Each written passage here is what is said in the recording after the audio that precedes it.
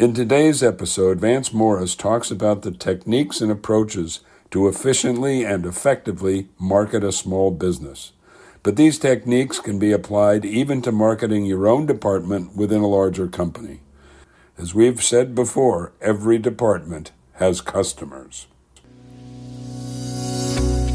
Hi, I'm Rick Kendall. And I'm Fred Ball. Welcome to Management Mastery.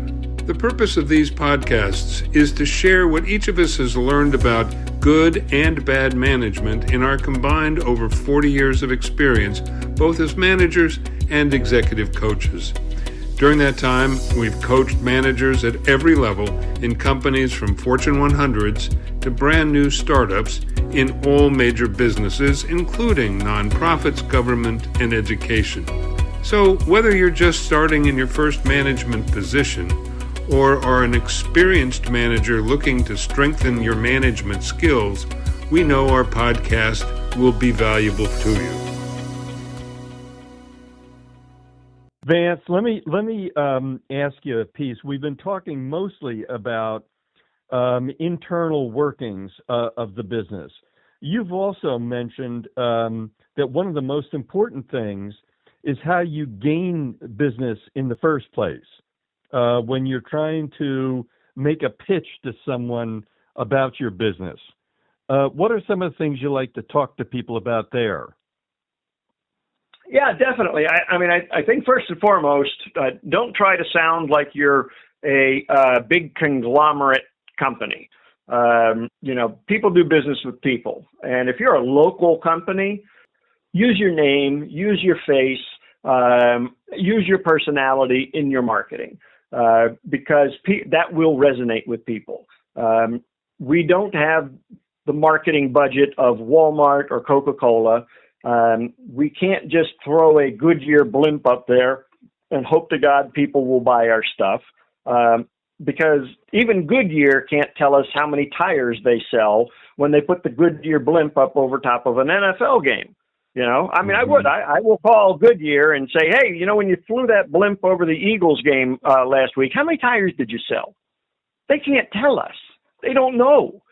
And we can't afford, as small businesses, we can't afford that kind of marketing.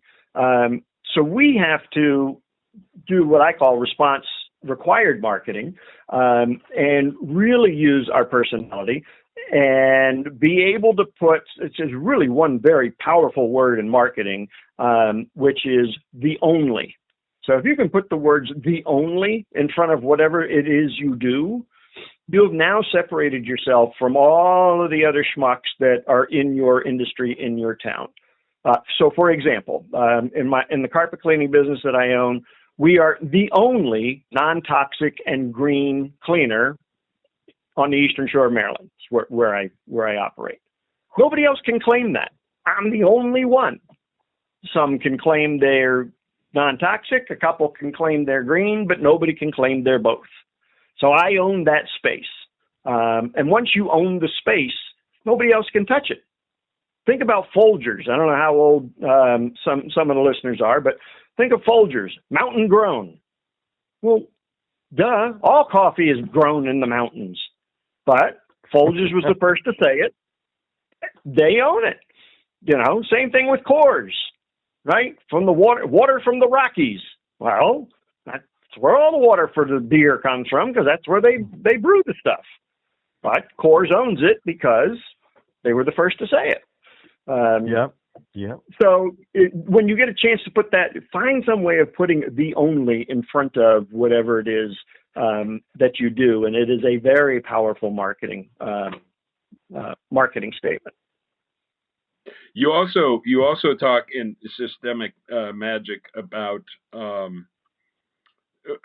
just to continue on Fred's question, and you mentioned response required marketing. I come out of a business that was very much direct marketing driven, even though it was a huge business. But can you say more about why that's important to a small businessman? Sure. Well, again, for small business, we don't have the marketing budgets of the big guys. And so every dollar matters to us. So if I spend a marketing dollar, I send that dollar out into the wilderness, whether it be, a magazine ad or Google or Facebook ad, whatever it is, I send that dollar bill out. I need him to come back with a whole bunch of his dollar bill buddies. So it can't be like what I call pretty picture advertising. So I can't put a cute picture of a puppy and expect that to generate sales for any of my businesses. So we have to have a mechanism for people to respond. So we're not actually always trying to sell our thing, our widget, or our service. We're actually trying to attract the prospect or attract a lead to get them onto our list so that now we have the prospect and we can market to them internally. So I would rather spend more money to get the prospect and then be able to market them internally to maybe they don't need the original widget, maybe they need something else. So you need something, what I call, a lot of people call a lead magnet. So you put this out there. So I'm a big fan of books. I've written a number. I have 3 books for the carpet cleaning business. One of them being The Pet Owner's Guide to Carpet Cleaning. So we all know that dogs pee in the house. And so that's when we run ads, we say, look, please request our free book, Pet Owner's Guide to Carpet Cleaning. None of my competitors have one.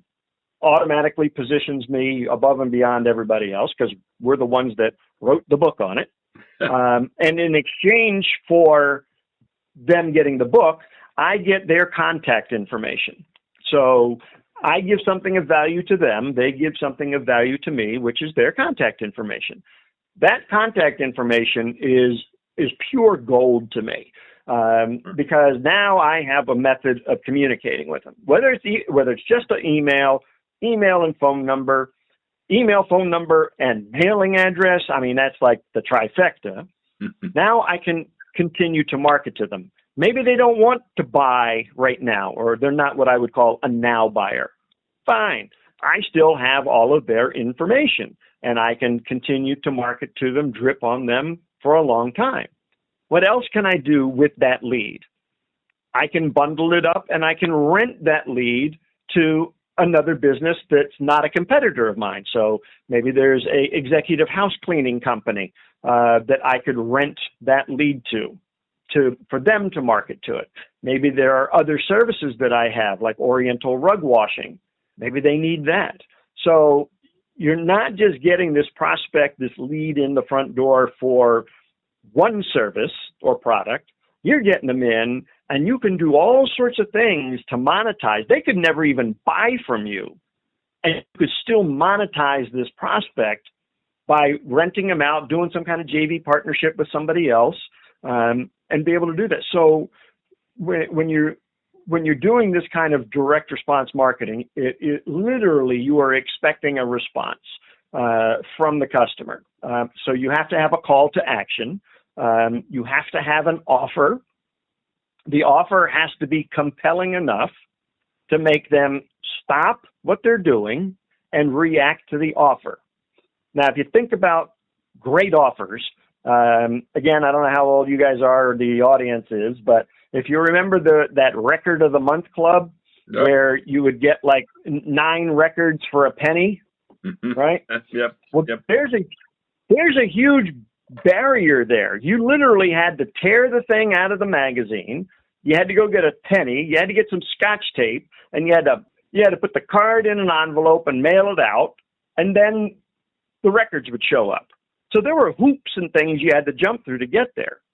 These days, those hoops are gone. You don't have to go find a penny. You don't have to do a stamp. It's all online. So now it's just click, done, boom.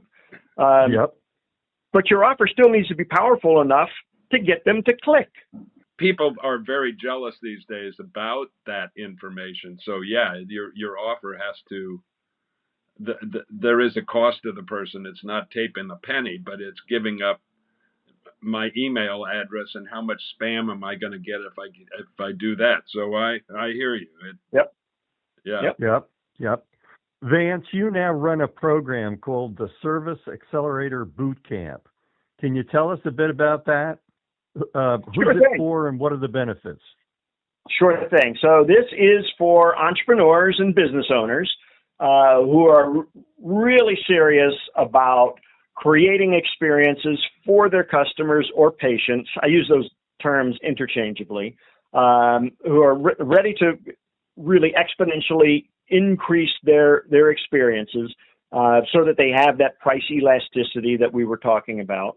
And it is 3 days down in Orlando with me and a bunch of other really smart entrepreneurs. We spend 3 days at Walt Disney World. This is a full immersion boot camp. So we spend half the day in the classroom, half the day in the theme park, and we literally learn how Disney makes the sausage. And it is based off of my book, The 7 Magic Keys. So we spend 3 days going in depth on those 7 magic keys. I create a number of huge experiences for the people that are going. I don't know if you guys have ever been to a 9-course wine pairing dinner, but we do one of those. It's usually fairly talked about for a number of weeks afterwards. But it is all designed to get you thinking about how to create these experiences, how to implement them. We talk about environment, so not so much Greenpeace or Save the Whales, but your sales environment. Disney is a master at this. I mean, you get off of a ride at Disney, and where does it dump you? It dumps you in a merchandise shop. It doesn't just plunk you back out on the street. So how do you create an environment in your business that is conducive to selling, either whether it be initial sales or cross-selling or upselling? And so we take all that, we dissect it, we break it down, and at the end of the 3 days, you literally have a blueprint on how you're going to Disneyfy your business. And it's got 90 days of follow-up coaching with me. So it's really very powerful. The people that I've been doing it now for 10 years, people, I still hear from them. Some people have gone twice. But I hear from them and they're like, Vance, I just implemented something that, was on my list from 8 years ago. And oh my God, I just got a, 17-to-1 return on it. And I'm like, okay, great. Congratulations. So, wow. Yeah, but it's a lot of fun. It's all inclusive too. I mean, all you got to do is get there and I take care of everything else. Terrific. Well, Vance, this has been great. We really have learned a lot, and hopefully our listeners have too. And speaking of our listeners, you guys can find out more about Vance and his programs on his website, deliverservicenow.com. That's deliverservicenow.com. We hope you have found this podcast useful and will come back again for more management mastery. If you have any comments about this or any of our episodes, or would like to find out more about our other services, including one-on-one coaching and group seminars for managers, visit our website at careercoachclass.com. Thanks for listening.